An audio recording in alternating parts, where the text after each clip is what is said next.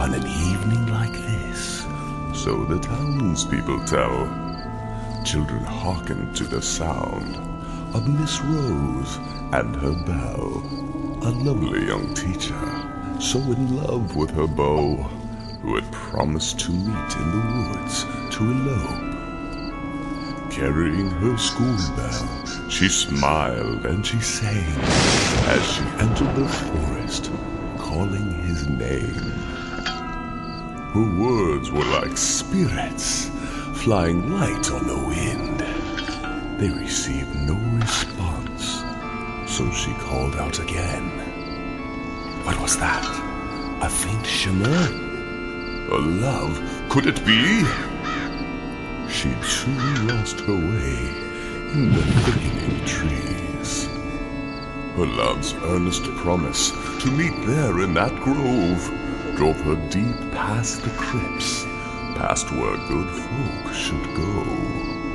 Miss Rose roamed the forest, mournfully ringing her bell, arousing covens of spooks, ghosts, and zombies as well.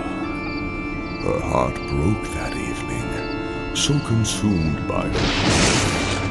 Her body lay in the forest as a shivering leaf. When the night's darkness faded, as the sun finally rose, her life force had vanished. How, you ask? No one knows. Her love kept his promise. He arrived that same day, only to find his dear Rose had that morn passed away. They placed her limp body in the crypt near the well. In one hand, a locket, the other, a bell. But just as the latch of the stone crypt door fell, no one heard the faint tinkling, nor the weak muffled yell. The sound was too slight, lost in the mourner's cries.